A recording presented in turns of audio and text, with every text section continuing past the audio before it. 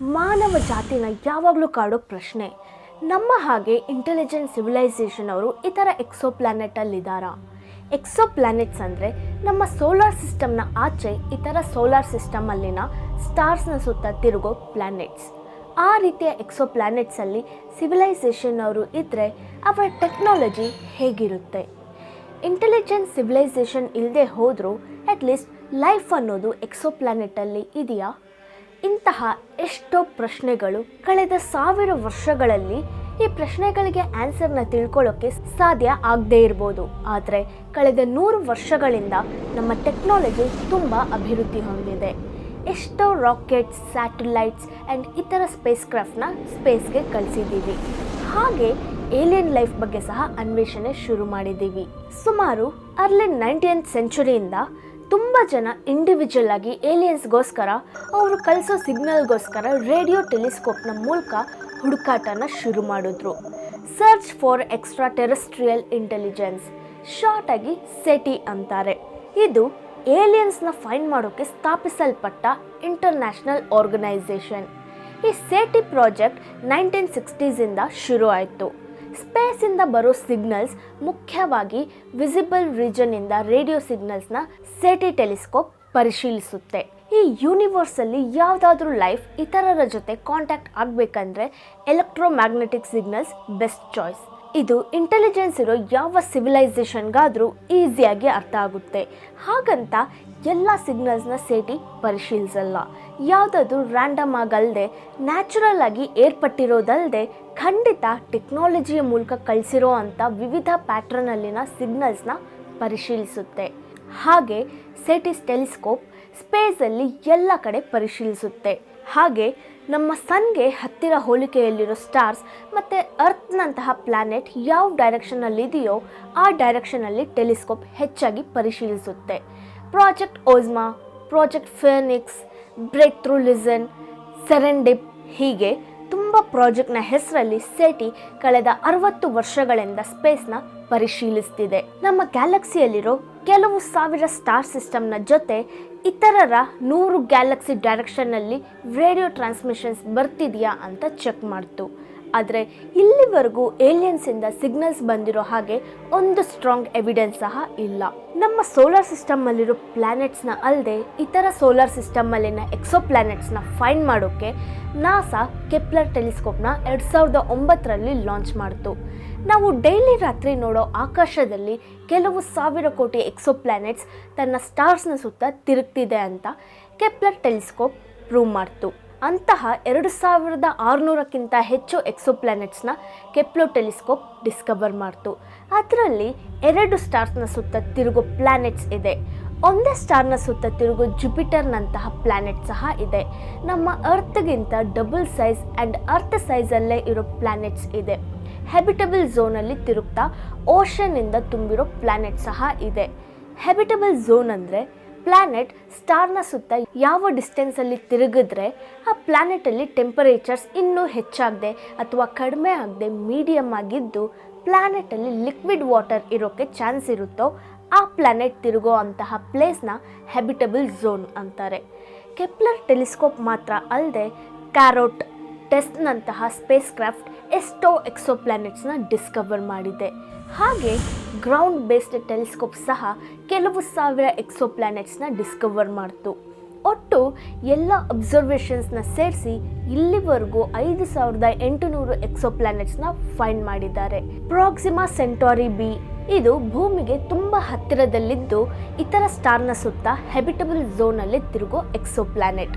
ಇದು ಭೂಮಿಗೆ 4.2 light years ದೂರದಲ್ಲಿದೆ. ಕೆಪ್ಲರ್ 22b ನಮ್ಮ ಸನ್ನಂತಹ ಸ್ಟಾರ್ನ ಸುತ್ತ ಹ್ಯಾಬಿಟಬಲ್ ಝೋನಲ್ಲಿ ತಿರುಗೋ ಎಕ್ಸೋಪ್ಲಾನೆಟ್. ಇದು 600 ಲೈಟ್ ಇಯರ್ಸ್ ದೂರದಲ್ಲಿದೆ. T gardens B and C ಈ 2 ಎಕ್ಸೋಪ್ಲಾನೆಟ್ಸ್ ನಮ್ಮ ಅರ್ಥ್ನ ಸೈಜಲ್ಲಿದ್ದು ಹ್ಯಾಬಿಟಬಲ್ ಝೋನಲ್ಲಿ ತಿರುಗೋ ಎಕ್ಸೋಪ್ಲಾನೆಟ್ಸ್. ಇದು ಭೂಮಿಗೆ 12 ಲೈಟ್ ಇಯರ್ಸ್ ದೂರದಲ್ಲಿದೆ. ಟಾಯ್ 700D ಇದು ಸಹ ನಮ್ಮ ಭೂಮಿಯ ಸೈಜಲ್ಲಿರೋ ಎಕ್ಸೋಪ್ಲಾನೆಟ್. ಇದು 101 ಲೈಟ್ ಇಯರ್ಸ್ ದೂರದಲ್ಲಿದೆ. ತನ್ನ ಸ್ಟಾರ್ನ ಸುತ್ತ ಹ್ಯಾಬಿಟಬಲ್ ಝೋನಲ್ಲಿ ತಿರುಗ್ತಿದೆ. ಹೀಗೆ ಕೆಪ್ಲರ್ 73, 7b, ಟಾ, ಸೆಟಿ F, ಟ್ರೆಪಿಸ್ಟ್ 1G, Kepler 62e, ಗ್ಲೀಸಿ 667cc, ಒಟ್ಟು 70ಕ್ಕಿಂತ ಹೆಚ್ಚು ಎಕ್ಸೋಪ್ಲಾನೆಟ್ಸ್ ತನ್ನ ಸ್ಟಾರ್ಸ್ನ ಸುತ್ತ ಹ್ಯಾಬಿಟಬಲ್ ಝೋನಲ್ಲಿ ತಿರುಗೋ ಅಂಥದ್ದನ್ನು ಫೈಂಡ್ ಮಾಡಿದ್ದೀವಿ. ಇದೆಲ್ಲದರಲ್ಲಿ ವಾಟರ್ ಇರೋಕ್ಕೆ ಪಾಸಿಬಲ್ ಆಗಿ ಲೈಫ್ ಇರೋಕ್ಕೆ ಚಾನ್ಸಸ್ ಇದೆ. ಇದೇ ನಮ್ಮ ಗ್ಯಾಲಕ್ಸಿಯಲ್ಲಿರೋ ಎಲ್ಲ ಎಕ್ಸೋಪ್ಲಾನೆಟ್ಸ್ ಅಲ್ಲ, ಕೇವಲ ಕೆಪ್ಲರ್ ಮತ್ತು ಇತರ ಟೆಲಿಸ್ಕೋಪ್ಸ್ ಫೈಂಡ್ ಮಾಡಿರೋ ಕೆಲವು ಪ್ರಾಂತ್ಯಗಳಲ್ಲಿರೋ ಎಕ್ಸೋಪ್ಲಾನೆಟ್ಸ್. ನಾವು ಇಲ್ಲಿವರೆಗೂ ನಮ್ಮ ಗ್ಯಾಲಕ್ಸಿಯಲ್ಲಿರೋ 0.0001 ಎಕ್ಸೋಪ್ಲಾನೆಟ್ನ ಸಹ ಗುರುತಿಸಿಲ್ಲ. ಕೆಪ್ಲರ್ನ ಡೇಟಾ ಪ್ರಕಾರ 4,000 ಕೋಟಿ ಅರ್ತ್ ಸೈಜಲ್ಲಿರೋ ಎಕ್ಸೋಪ್ಲಾನೆಟ್ಸ್ ಹ್ಯಾಬಿಟಬಲ್ ಝೋನಲ್ಲಿ ತಿರುಗ್ತಿದೆ. ಅವುಗಳಲ್ಲಿ 11,000 ಕೋಟಿ ಎಕ್ಸೋಪ್ಲಾನೆಟ್ಸ್ ನಮ್ಮ ಸನ್ನಂತಹ ಸ್ಟಾರ್ನ ಸುತ್ತ ಹ್ಯಾಬಿಟಬಲ್ ಝೋನಲ್ಲಿ ತಿರುಗ್ತಿದೆ ಅಂತ ಅಂದಾಜು ಮಾಡಿದ್ದಾರೆ. ಇದು ಕೇವಲ ನಮ್ಮ ಮಿಲ್ಕಿ ವೇ ಗ್ಯಾಲಕ್ಸಿಯಲ್ಲಿ ಮಾತ್ರನೇ. ಅಂದರೆ ಈ ಯೂನಿವರ್ಸಲ್ಲಿ ಎಲ್ಲ ಗ್ಯಾಲಕ್ಸಿಗಳಲ್ಲಿ ಎಷ್ಟು ಅರ್ತ್ ಸೈಜ್ನ ಎಕ್ಸೋಪ್ಲಾನೆಟ್ ಹ್ಯಾಬಿಟಬಲ್ ಝೋನಲ್ಲಿ ತಿರುಗ್ತಿದೆಯೋ ಆ ನಂಬರ್ಸ್ ನಮ್ಮ ಊಹೆಗೆ ಕೂಡ ರೀಚ್ ಆಗಲ್ಲ. ಈ ವಿಷಯ ಎಮರ್ಜ್ ಆಗಿ 13.8 ಬಿಲಿಯನ್ ಇಯರ್ಸ್ ಆಗಿದೆ. ಅದರಲ್ಲಿ ನಮ್ಮ ಸೋಲಾರ್ ಸಿಸ್ಟಮ್ ಏರ್ಪಟ್ಟು 4.6 ಬಿಲಿಯನ್ ಇಯರ್ಸ್ ಆಗಿದೆ. ನಮ್ಮ ಭೂಮಿ ಏರ್ಪಟ್ಟು 4.54 ಬಿಲಿಯನ್ ಇಯರ್ಸ್ ಆಗಿದೆ. ಭೂಮಿಯ ಮೇಲೆ ಮೊಟ್ಟ ಮೊದಲ ಜೀವ ಏರ್ಪಟ್ಟು 3.5 to 4 ಬಿಲಿಯನ್ ಇಯರ್ಸ್ ಆಗಿದೆ. ಹಾಗಾದರೆ ಭೂಮಿಯ ಮೇಲೆ ಲೈಫ್ ಶುರು ಆದಾಗಿಂದ ಇಂಟೆಲಿಜೆಂಟ್ ಆಗಿ ನಾವು ಗ್ರೋ ಆಗೋವರೆಗೂ 3.5 to 4 ಬಿಲಿಯನ್ ಇಯರ್ಸ್ ಆಗಿದ್ದರೆ ನಮಗಿಂತ ಮುಂಚೆ ಈ ಯೂನಿವರ್ಸಲ್ಲಿ ಎಷ್ಟೋ ಲಕ್ಷ ಕೋಟಿಗಳ ಎಕ್ಸೋಪ್ಲಾನೆಟ್ ಏರ್ಪಟ್ಟಿರುತ್ತೆ. ಒಂದು ವೇಳೆ ಅದರಲ್ಲಿ ನಮಗಿಂತ ಮುಂಚೆನೇ ಲೈಫ್ ಫಾರ್ಮ್ ಆದರೆ ಆಲ್ರೆಡಿ ಇವತ್ತಿಗೆ ಇಂಟೆಲಿಜೆಂಟ್ ಸಿವಿಲೈಸೇಷನ್ ಡೆವಲಪ್ ಆಗಿರುತ್ತೆ. ಅಂದರೆ ಯೂನಿವರ್ಸಲ್ಲಿ ಎಷ್ಟು ಇಂಟೆಲಿಜೆಂಟ್ ಸಿವಿಲೈಸೇಷನ್ ಇದ್ದಿರುತ್ತೋ ಅರ್ಥ ಮಾಡ್ಕೊಳ್ಬೋದು. ಏಲಿಯನ್ ಲೈಫ್ನ ಬಗ್ಗೆ ಆಲೋಚಿಸುವಾಗ ನಮಗೆ ತುಂಬ ಊಹೆಗಳು ಎದುರಾಗುತ್ತೆ. ಏಲಿಯನ್ಸ್ ಅನ್ನೋದು ನಮ್ಮ ಹಾಗೆ 2 ಕೈಗಳು, 2 ಕಾಲುಗಳು, ತಲೆ, ಹೀಗೆ ಉಳಿದ ಪಾರ್ಟ್ ಸಹ ನಮ್ಮ ಹಾಗೆ ಇರುತ್ತೆ ಅಂತ ಅಂದ್ಕೊಳ್ತೀವಿ. ಆದರೆ ಅದು ಹೇಗಾದರೂ ಇರ್ಬೋದು. ಒಂದು ವೇಳೆ ಏಲಿಯನ್ ಲೈಫ್ ಎಲ್ಲಾದರೂ ನಿಜವಾಗಿದ್ದರೆ ಅವು ಹೇಗಿರುತ್ತೆ? ಬ್ಯಾಕ್ಟೀರಿಯಾ ಆರ್ ವೈರಸ್ನ ಥರ ಇರುತ್ತಾ, ಇಲ್ಲ ಆಲ್ಗಿ ಥರ ಇರುತ್ತಾ? ಯಾಕಂದರೆ ಭೂಮಿಯ ಆಚೆ ಯಾವ ಪ್ಲ್ಯಾನೆಟಲ್ಲಾದರೂ ಅಟ್ಲೀಸ್ಟ್ ಸಿಂಗಲ್ ಸೆಲ್ ಆರ್ಗಾನಿಸಮ್ ಇದ್ದರೂ ಅದು ಏಲಿಯನ್ ಲೈಫ್ನ ಕೆಳಗೆ ಬರುತ್ತೆ.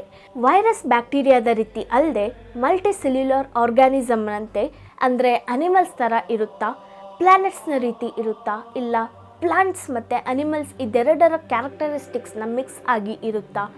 ನಮ್ಮ ಹಾಗೆ ಅವುಗಳಿಗೆ 2 ಕಾಲು, 2 ಕೈಗಳಿದ್ದು ನಡೀತಾ ಕೆಲಸಗಳನ್ನ ಮಾಡಬಲ್ಲದ? ನಮ್ಮ ಕಣ್ಣಿನ ಹಾಗೆ ಅವರು ಸುತ್ತ ಇರೋದನ್ನ ನೋಡಬಲ್ಲರ? ಇಲ್ಲ ನಮಗೆ ಗೊತ್ತಿಲ್ಲದೆ ಇರೋ, ನಾವು ಊಹಿಸೋಕ್ಕೆ ಆಗದೆ ಇರೋ ಇತರ ಸೆನ್ಸಸ್ ಏನಾದರೂ ಅವ್ರಿಗೆ ಇರುತ್ತಾ? ನಮ್ಮ ಹಾಗೆ ಆಕ್ಸಿಜನ್ನ ಇನ್ಹೇಲ್ ಮಾಡ್ತಾರಾ? ಇಲ್ಲ ಬೇರೆ ಯಾವುದಾದ್ರೂ ಗ್ಯಾಸಾ? ಹೀಗೆ ಎಷ್ಟೋ ಪ್ರಶ್ನೆಗಳಿವೆ. ಪ್ರಸ್ತುತ ನಮಗೆ ತಿಳಿದ ಆಸ್ಟ್ರೋಬಯಾಲಜಿ ಪ್ರಕಾರ ಒಂದು ಪ್ಲ್ಯಾನೆಟಲ್ಲಿ ಲೈಫ್ ಸರ್ವೈವ್ ಆಗಬೇಕಂದ್ರೆ ಲೈಫ್ಗೆ ಕಂಪಲ್ಸರಿ ಕೆಲವು ಲಕ್ಷಣಗಳಿರಬೇಕು. ಮುಖ್ಯವಾಗಿ ಆ ಜೀವಿಗಳಲ್ಲಿ ಚಿಕ್ಕ ಸೆಲ್ಸ್ ಇರಬೇಕು. ಸೆಲ್ಸ್ ದೇಹದಲ್ಲಿ ತುಂಬ ಕೆಲಸಗಳನ್ನ ಮಾಡುತ್ತೆ. ಹಾಗೆ ಟಿಶ್ಯೂಸ್, ಆರ್ಗ್ಯಾನ್ಸ್ ಮತ್ತು ಇತರ ಎಲ್ಲ ಸಿಸ್ಟಮ್ಸ್ ಫಾರ್ಮ್ ಆಗೋ ಹಾಗೆ ಮಾಡುತ್ತೆ. ಆ ಜೀವಿಯಲ್ಲಿ ಫಂಕ್ಷನ್ಸ್ ನಿರಂತರವಾಗಿ ನಡಿಬೇಕು. ಆವಾಗಲೇ ಆ ಜೀವಿ ಬದುಕಿರೋಕ್ಕಾಗುತ್ತೆ. ಆ ಜೀವಿ ಅದರ ಕಾಪೀಸ್ನ ಸೆಕ್ಷುಯಲ್ ಆಗಿ ಆದರೂ ಇಲ್ಲ ನಾನ್ ಸೆಕ್ಷುಯಲ್ ಆಗಿ ಆದರೂ ರಿಪ್ರೊಡಕ್ಷನ್ ಮಾಡಬೇಕು.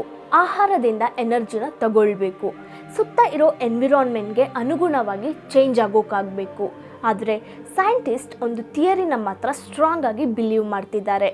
ಒಂದು ವೇಳೆ ಯಾವುದಾದ್ರೂ ಪ್ಲ್ಯಾನೆಟಲ್ಲಿ ಜೀವ ಫಾರ್ಮ್ ಆದರೆ ಕೋಟಿ ವರ್ಷಗಳ ಕಾಲಾವಧಿಯಲ್ಲಿ ಆ ಜೀವ 100,000 ಜೀವಿಗಳಾಗಿ ಬದಲಾಗುತ್ತೆ.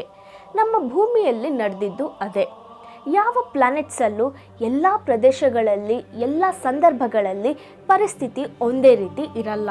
ಹಾಗಾಗಿ ಅದಕ್ಕೆ ಅನುಗುಣವಾಗಿ ಜೀವ ವಿವಿಧ ಜಾತಿಗಳಾಗಿ ಬದಲಾಗುತ್ತೆ. ಒಂದು ವೇಳೆ ಸುತ್ತ ಇರೋ ಪರಿಸ್ಥಿತಿಗೆ ಅನುಗುಣವಾಗಿ ಬದಲಾಗದೆ ಹೋದರೆ ಆ ಜೀವ ಎಕ್ಸ್ಟಿಂಕ್ಟ್ ಆಗುತ್ತೆ. ಹಾಗೆ ಸರ್ವೈವ್ ಆದ ಅವುಗಳಲ್ಲಿ ಆಲೋಚನೆ ಶಕ್ತಿ ಹೆಚ್ಚಾದರೆ ಅವು ಇಂಟೆಲಿಜೆಂಟ್ ಸಿವಿಲೈಸೇಷನ್ ಆಗಿ ಗ್ರೋ ಆಗುತ್ತೆ. ಸೊ ಒಟ್ಟಾರೆ ಹೇಳೋದಾದರೆ ಏಲಿಯನ್ನ ಲೈಫ್ ನಾವು ಎಕ್ಸ್ಪೆಕ್ಟ್ ಮಾಡಿದ ವಿಧವಾಗಿ ಅಲ್ಲದೆ ಯಾವ ರೀತಿಯಾದರೂ ಇರಬಹುದು. ನಾವು ಯಾವಾಗಲೂ ನಮಗೆ ಅನಿಸಿದ್ದೇ ನಿಜ ಅಂದ್ಕೊಳ್ತೀವಿ. ಸೈಂಟಿಸ್ಟ್ ಸಹ ಹಾಗೆ ಮಿಸ್ಟೇಕ್ ಮಾಡಿಕೊಂಡ್ರು. 30 ವರ್ಷಗಳ ಹಿಂದಿನವರೆಗೂ ಭೂಮಿ ಮೇಲಿರೋ ಲೈಫ್ ಎಲ್ಲ ಸನ್ಲೈಟ್ನ ಆಧಾರದಲ್ಲಿ ಬದುಕ್ತಿದೆ ಅಂದ್ಕೊಂಡ್ವಿ. ಭೂಮಿ ಮೇಲೆ ಅತ್ಯಂತ ಹೈ ಟೆಂಪರೇಚರ್, ಅತ್ಯಂತ ಲೋ ಟೆಂಪರೇಚರ್ಸಲ್ಲಿ ನಾವು ಜೀವಿನ ಯಾವಾಗಲೂ ಗುರುತಿಸಲಿಲ್ಲ. ಆದರೆ ಸಮುದ್ರದ ವಿದ್ವಾಂಸರು ಸಮುದ್ರದಲ್ಲಿ ಕೆಲವು ಹೈಡ್ರೋಥರ್ಮಲ್ ವೆಂಟ್ಸ್ನ ಎಕ್ಸ್ಪ್ಲೋರ್ ಮಾಡಿದ ನಂತರ ನಮ್ಮ ಅಂಡರ್ಸ್ಟ್ಯಾಂಡಿಂಗ್ ಕಂಪ್ಲೀಟಾಗಿ ಚೇಂಜ್ ಆಯಿತು. ಹೈಡ್ರೋಥರ್ಮಲ್ ವೆಂಟ್ಸ್ ಅನ್ನೋದು ಸಮುದ್ರದ ಮೇಲಿಂದ ಕೆಲವು ಕಿಲೋಮೀಟರ್ಸ್ನ ಒಳಗೆ ಸಮುದ್ರದ ನೆಲದ ಹತ್ರ ಇರುತ್ತೆ. ಆ ಏರಿಯಾ ಫುಲ್ಲು ಕತ್ಲಾಗಿದ್ದು ಅಲ್ಲಿ ವಾಟರ್ ಹೈ ಪ್ರೆಷರಲ್ಲಿರುತ್ತೆ.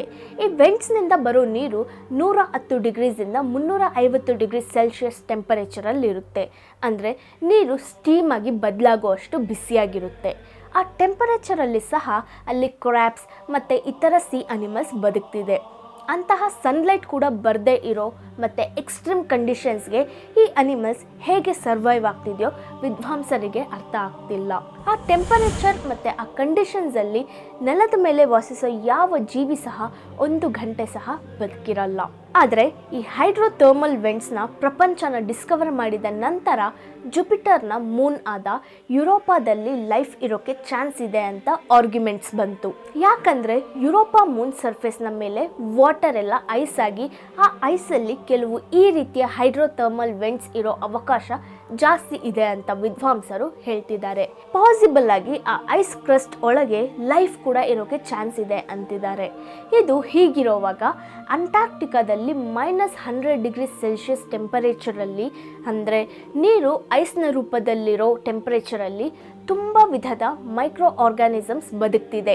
ಅಂಟಾರ್ಕ್ಟಿಕಾ ಅಂದರೆ ನೆನಪಾಯಿತು. ನಾನು ಅಂಟಾರ್ಕ್ಟಿಕಾ ಯಾವ ರೀತಿ ಇರುತ್ತೆ, ಅಲ್ಲಿನ ಕಂಡೀಷನ್ ಏನು, ಅಲ್ಲಿ ವೆದರ್ ಏನು, ಅಲ್ಲಿ ಸೈಂಟಿಸ್ಟ್ ಯಾವ ರೀತಿ ರಿಸರ್ಚ್ ಮಾಡ್ತಿದ್ದಾರೆ, ಅಂಟಾರ್ಕ್ಟಿಕಾ ಯಾಕೆ ಡೇಂಜರಸ್ ಪ್ಲೇಸ್ ಆಗಿದೆ, ಅದು ಜನರು ಬದುಕೋಕ್ಕೆ ಅರ್ಹವಿಲ್ಲದ ಕಂಟ್ರಿ ಯಾಕೆ ಆಗಿದೆ, ಇದರ ಮೇಲೆ ನಾನು ಆಲ್ರೆಡಿ ವಿಡಿಯೋ ಮಾಡಿದ್ದೀನಿ. ಆ ವಿಡಿಯೋದ ಲಿಂಕ್ನ ಡಿಸ್ಕ್ರಿಪ್ಷನಲ್ಲಿ ಕೊಟ್ಟಿರ್ತೀನಿ, ಮಿಸ್ ಮಾಡದೆ ನೋಡಿ, ವೆರಿ ಇಂಟ್ರೆಸ್ಟಿಂಗ್ ಆಗಿರುತ್ತೆ. ಅಂದರೆ ಇಂತಹ ಕಂಡೀಷನ್ಸಲ್ಲಿರೋ ಮಾರ್ಸ್ನಲ್ಲಿ ಕೆಲವು ಪ್ರಾಂತ್ಯಗಳಲ್ಲಿ ಜೀವ ಇರೋ ಅವಕಾಶ ಇದೆ ಅಂತ ಸಹ ಹೇಳ್ತಿದ್ದಾರೆ.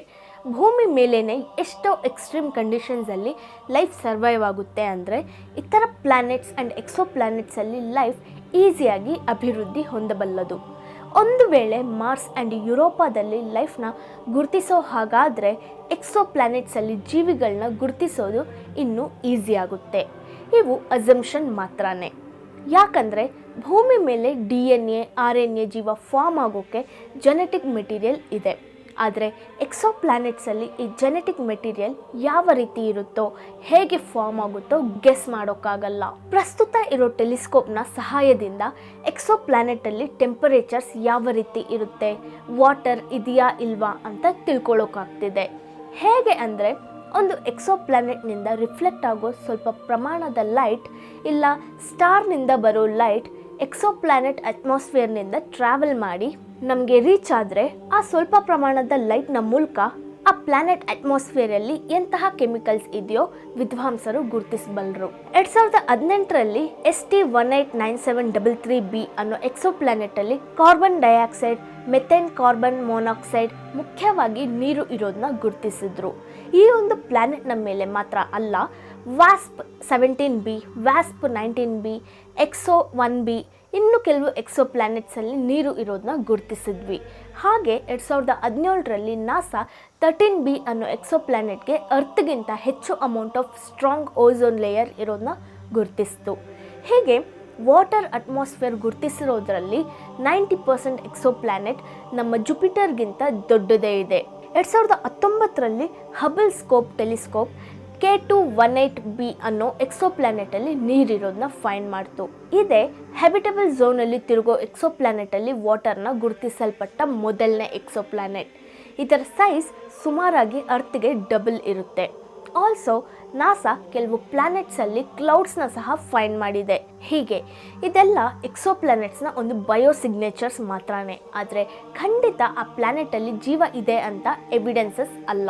ಹಾಗಾದರೆ ಏಲಿಯನ್ ಲೈಫ್ ಇದೆ ಅಂತ ತಿಳಿಸೋ ಅಂಶಗಳೇನು ಅನ್ನೋ ಡೌಟ್ ನಮಗೆ ಬರ್ಬೋದು. ಕೆಲವು ವಿದ್ವಾಂಸರು ಏನು ಹೇಳ್ತಿದ್ದಾರೆ ಅಂದರೆ, ಒಂದು ವೇಳೆ ಅರ್ಥನ ಸೈಜಲ್ಲಿ ಹ್ಯಾಬಿಟಬಲ್ ಝೋನಲ್ಲಿ ತಿರುಗೋ ಪ್ಲ್ಯಾನೆಟ್ಸಲ್ಲಿ ಆಕ್ಸಿಜನ್, ಓಝೋನ್, ವಾಟರ್, ನೈಟ್ರೋಜನ್ ಆಕ್ಸೈಡ್ನ ಗುರುತಿಸೋಕ್ಕಾದರೆ ಆ ಪ್ಲ್ಯಾನೆಟಲ್ಲಿ ಲೈಫ್ ಇದೆ ಅಂತ ಕನ್ಫರ್ಮ್ ಮಾಡ್ಕೊಳ್ಬೋದು ಅಂತಿದ್ದಾರೆ. ಅದೇ ರೀತಿ ರೀಸೆಂಟಾಗಿ ಒಂದು ಪ್ಲ್ಯಾನೆಟಲ್ಲಿ ಕೆಲವು ಗ್ಯಾಸಸ್ ಆ್ಯಂಡ್ ಕೆಮಿಕಲ್ಸ್ ಇದೆ ಅಂತ ಫೈಂಡ್ ಮಾಡಿದ್ದಾರೆ. ಸೊ ದ್ಯಾಟ್ ಅಲ್ಲಿ ಲೈಫ್ ಫಾರ್ಮ್ ಇದೆ ಅಂತಲೂ ಕನ್ಫರ್ಮ್ ಮಾಡಿದ್ದಾರೆ. ಅದರ ಬಗ್ಗೆ ನಾನು ಕಮ್ಮಿಂಗ್ ಎಪಿಸೋಡ್ಸಲ್ಲಿ ಡೀಟೇಲ್ಡಾಗಿ ವಿಡಿಯೋ ಮಾಡ್ತೀನಿ. ನಾವು coming back to the video. ಯಾಕಂದರೆ ವಾಟರ್, ಆಕ್ಸಿಜನ್, ಓಝನ್ ಒಂದು ಲೈಫ್ ಸರ್ವೈವ್ ಆಗೋಕ್ಕೆ ಬೇಸಿಕ್ ಆದರೆ ನೈಟ್ರೋಜನ್ ಆಕ್ಸೈಡ್ ಆ ಪ್ಲ್ಯಾನೆಟಲ್ಲಿ ವಾಲ್ಕನಸ್ ಆ್ಯಕ್ಟಿವಿಟಿ, ಲೈಟ್ನಿಂಗ್ ಸ್ಟ್ರೈಕ್ಸ್ ಮತ್ತು ಓಷನ್ಸ್ ಇದೆ ಅಂತ ಹೇಳೋ ಸಿಂಬಲ್ಸ್. ಭೂಮಿ ಮೇಲೆ ಮೊದಲನೇ ಜೀವ ಫಾರ್ಮ್ ಆದಾಗ ಭೂಮಿ ಮೇಲೆ ವಾಲ್ಕನಸ್ ಸ್ಫೋಟಗೊಳ್ಳೋದು, ಸಮುದ್ರಗಳು ಅಲ್ಲಕಲ್ಲೋಲವಾಗಿ ಇರೋದು, ಬೆಂಕಿ ಬರೋದು, ಗುಡುಗುಗಳು ಬರೋದು ಹೀಗೆ ಇರ್ತಿತ್ತು. ಇದೆಲ್ಲದರ ಸಂಯೋಜನೆಯಿಂದಾನೇ ಅಮಿನೋ ಆಸಿಡ್ ಫಾರ್ಮ್ ಆಯಿತು. ಇವೇ ಜೀವ ಫಾರ್ಮ್ ಆಗೋ ಅಂತ ಮೊದಲ ಕೆಮಿಕಲ್. ಹಾಗೆ ನೈಟ್ರೋಜನ್ ಡೈಆಕ್ಸೈಡ್ ಒಂದು ಅಡ್ವಾನ್ಸ್ಡ್ ಸಿವಿಲೈಸೇಷನ್ಗೆ ಸಹ ಸಿಂಬಲ್. ಯಾಕಂದರೆ ಭೂಮಿ ಮೇಲೆ ನೈಟ್ರೋಜನ್ ಡೈಆಕ್ಸೈಡ್ 60% ವಾಲ್ಕೆನೋಸ್, ಓಷನ್ಸ್, ಲೈಟ್ನಿಂಗಿಂದ ಪ್ರೊಡ್ಯೂಸ್ ಆದರೆ 40% ಹ್ಯೂಮನ್ಸ್ ಫ್ಯೂಯಲ್ನ ಬರ್ನ್ ಮಾಡೋ ಕಾರ್ಸ್, ಬಸ್ಸಸ್ ಮತ್ತು ಇತರ ವೆಹಿಕಲ್ಸ್ನ ಮೂಲಕ ಪ್ರೊಡ್ಯೂಸ್ ಆಗುತ್ತೆ. ಹಾಗೆ ಇನ್ನು ಕೆಲವು ವಿದ್ವಾಂಸರು ಹೈಡ್ರೋಜನ್ ಸೈನೈಡ್ ವಾಟರ್ ಪ್ಲ್ಯಾನೆಟಲ್ಲಿದ್ದರೆ ಲೈಫ್ ಫಾರ್ಮ್ ಆಗೋಕ್ಕೆ ಚಾನ್ಸಸ್ ಇದೆ ಅಂತ ಹೇಳ್ತಿದ್ದಾರೆ. ಆದರೆ ಇಲ್ಲಿವರೆಗೂ ಎಕ್ಸೋ ಪ್ಲ್ಯಾನೆಟಲ್ಲಿ ಅಟ್ಮಾಸ್ಫಿಯರ್ನ ಸ್ಟಡಿ ಮಾಡೋದು ಕೆಲವು ಪ್ಲ್ಯಾನೆಟ್ಸ್ವರೆಗೂ ಮಾತ್ರನೇ ಸೀಮಿತವಾಗಿದೆ. ಇಂಟೆಲಿಜೆಂಟ್ ಸಿವಿಲೈಸೇಷನ್ ಅವರು ಈ ಯೂನಿವರ್ಸಲ್ಲಿ ಎಕ್ಸಿಸ್ಟ್ ಆಗಿದ್ದಾರೆ ಅಂತ ತಿಳಿಯಪಡಿಸೋಕ್ಕೆ ಅವರು ರೇಡಿಯೋ ಟ್ರಾನ್ಸ್ಮಿಷನ್ ಸಿಗ್ನಲ್ಸ್ನ ಮಾತ್ರನೇ ಕಳಿಸಬೇಕಾಗಿರೋ ಅವಶ್ಯಕತೆ ಇಲ್ಲ. ಒಂದು ವೇಳೆ ನಾವು ಯಾವುದಾದ್ರೂ ಸ್ಟಾರಲ್ಲಿ ಸ್ಟ್ರೇಂಜ್ ಎಲಿಮೆಂಟ್ಸ್ನ ಫೈಂಡ್ ಮಾಡಿದ್ರೆ ಅದು ಆ ಸ್ಟಾರ್ ಸಿಸ್ಟಮಲ್ಲಿನ ಏಲಿಯನ್ ಸಿವಿಲೈಸೇಷನಿಂದ ಬಂದ ಸಿಗ್ನಲ್ ಆಗಿ ಪರಿಗಣಿಸಬಹುದು. ಫಾರ್ ಎಕ್ಸಾಂಪಲ್, ನಮ್ಮ ಸೂರ್ಯನಂತಹ ನಕ್ಷತ್ರಗಳಲ್ಲಿ ಟೆಕ್ನೀಷಿಯಂ ಅನ್ನೋ ಎಲಿಮೆಂಟ್ನ ಗುರುತಿಸೋಕ್ಕಾದರೆ ಆ ಸ್ಟಾರ್ ಸಿಸ್ಟಮಲ್ಲಿ ತುಂಬ ಅಡ್ವಾನ್ಸ್ಡ್ ಸಿವಿಲೈಸೇಷನ್ ಇದೆ ಅಂತ ಅರ್ಥ ಮಾಡ್ಕೊಳ್ಬೋದು. ಯಾಕಂದರೆ ಟೆಕ್ನೀಷಿಯಂ ಎಲಿಮೆಂಟ್ ಅನ್ನೋದು ಕೇವಲ ಎಸ್ ಟೈಪ್ ಸ್ಟಾರ್ಸಲ್ಲಿ ಮಾತ್ರನೇ ಇರುತ್ತೆ. ಈ ಸ್ಟಾರ್ ಯೂನಿವರ್ಸಲ್ಲಿ 5% ಸಹ ಇರಲ್ಲ. ಈ ಸ್ಟಾರ್ಸ್ನ ಬಿಟ್ಟರೆ ಟೆಕ್ನೀಷಿಯಂ ಯಾವ ಸ್ಟಾರಲ್ಲೂ ಯಾವ ಪ್ಲ್ಯಾನೆಟ್ಸಲ್ಲೂ ಕಾಣಿಸಲ್ಲ. ನಮ್ಮ ಭೂಮಿಯಲ್ಲಿ ಸಹ ಈ ಎಲಿಮೆಂಟ್ ಇರಲ್ಲ. ಕೇವಲ ವಿದ್ವಾಂಸರು ಆರ್ಟಿಫಿಷಿಯಲ್ ಆಗಿ ಕ್ರಿಯೇಟ್ ಮಾಡಿದ್ರಿಂದ ಈ ಎಲಿಮೆಂಟ್ನ ಬಗ್ಗೆ ಗೊತ್ತಾಯಿತು.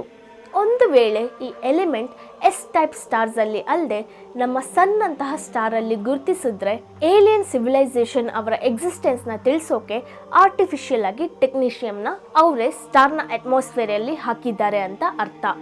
ಇನ್ನು ಏಲಿಯನ್ಸ್ ಅವರು ಇದ್ದಾರೆ ಅನ್ನೋ ಸಂಕೇತವನ್ನು ಯಾವ ರೀತಿಯಾದರೂ ತಿಳಿಸ್ಬೋದು. ಆದರೆ ಪ್ರಸ್ತುತ ನಮ್ಮ ಟೆಲಿಸ್ಕೋಪ್ಸ್ ಏಲಿಯನ್ ವರ್ಡ್ಸ್ನ ಡೀಪಾಗಿ ಸ್ಟಡಿ ಮಾಡೋಷ್ಟು ಸ್ಟ್ರಾಂಗ್ ಆಗಿಲ್ಲ. ಜೇಮ್ಸ್ ವೆಬ್ ಟೆಲಿಸ್ಕೋಪ್ ಅಂತಹ ಎಷ್ಟೋ ರಹಸ್ಯಗಳನ್ನ ಬ್ರೇಕ್ ಮಾಡುತ್ತೆ. ಮತ್ತು ಇಷ್ಟು ವರ್ಷಗಳಲ್ಲಿ ಏಲಿಯನ್ಸ್ ಇರೋ ಹಾಗೆ ಯಾವ ಇವೆಂಟ್ಸ್ನೂ ನಡೆದಿಲ್ವಾ ಅಂದರೆ ಕೆಲವು ಆಗಿದೆ. ಅಂದರೆ ಅವು ಖಂಡಿತ ಏಲಿಯನ್ಸೇ ಅಂತ ಹೇಳೋಕ್ಕಾಗಲ್ಲ. ಭೂಮಿಗೆ 1470 ಲೈಟ್ ಇಯರ್ಸ್ ದೂರದಲ್ಲಿ KIC 8462852 ಅನ್ನೋ ಸ್ಟಾರ್ ಇದೆ. ಸಾಧಾರಣವಾಗಿ ಎಕ್ಸೋ ಪ್ಲ್ಯಾನೆಟ್ಸ್ನ ಗುರುತಿಸೋಕೆ ಟೆಲಿಸ್ಕೋಪ್ ಸ್ಟಾರ್ಸ್ನ ಲೈಟ್ನ ಪರಿಶೀಲಿಸುತ್ತೆ. ನಾವು ನೋಡೋ ವ್ಯೂಗೆ ಸ್ಟಾರ್ಗೆ ಎದುರಲ್ಲಿ ಪ್ಲ್ಯಾನೆಟ್ ಬಂದರೆ ಆ ಸ್ಟಾರ್ನ ಬ್ರೈಟ್ನೆಸ್ ಸ್ವಲ್ಪ ಅಮೌಂಟ್ ಕಡಿಮೆ ಆಗುತ್ತೆ. ಟೆಲಿಸ್ಕೋಪ್ ಹಾಗೆ ಕಡಿಮೆ ಆದಂಥ ಬ್ರೈಟ್ನೆಸ್ನ ಕರ್ವ್ಸ್ ಆಗಿ ಗುರುತಿಸಿರುತ್ತೆ. ಆದರೆ ಈ KIC 8462852 ಸ್ಟಾರ್ನ ಬ್ರೈಟ್ನೆಸ್ ಆಶ್ಚರ್ಯಕರವಾಗಿ 22% ಕಡಿಮೆ ಆಗುತ್ತೆ. ನಮ್ಮ solar ಸಿಸ್ಟಮಲ್ಲಿ biggest planet Jupiter.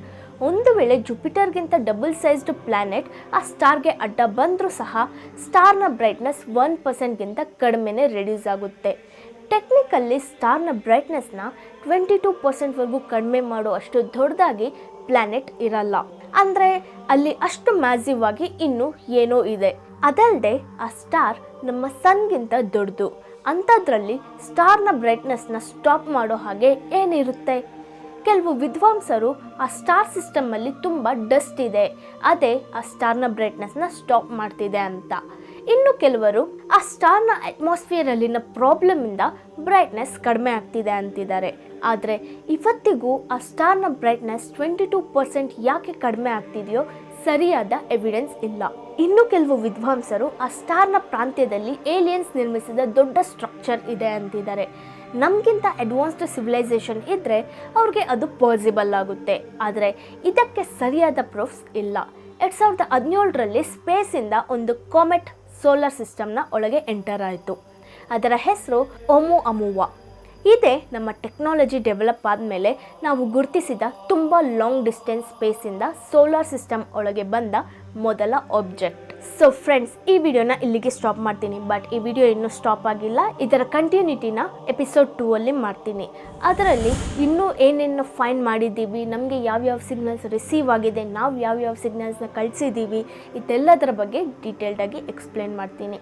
So ಈ ಏಲಿಯನ್ ಟಾಪಿಕ್ ಮುಗಿದೇ ಇರೋವಂಥ ಒಂದು ವಿಷಯ, ಅದರ ಮೇಲೆ ತುಂಬ ಎಪಿಸೋಡ್ಸ್ನ ಮಾಡ್ತೀನಿ. ಸೊ ದಟ್ ಇನ್ ಡೀಟೇಲ್ಡಾಗಿ ಇಲ್ಲಿವರೆಗೂ ಏಲಿಯನ್ ಮೇಲೆ ಏನೇನೆಲ್ಲ ನಾವು ಮಾಡಿದ್ದೀವಿ, ಯಾವ್ಯಾವ ಸಿಗ್ನಲ್ಸ್ನ ನಾವು ರಿಸೀವ್ ಮಾಡಿದ್ದೀವಾ ಇಲ್ವಾ, ಇದರ ಬಗ್ಗೆ ಎಲ್ಲ ಡೀಟೇಲ್ಡಾಗಿ ತಿಳ್ಕೊಳ್ಬೋದು. ಐ ಹೋಪ್ ಈ ವಿಡಿಯೋ ನಿಮಗೆ ಇಷ್ಟ ಆಗಿರುತ್ತೆ.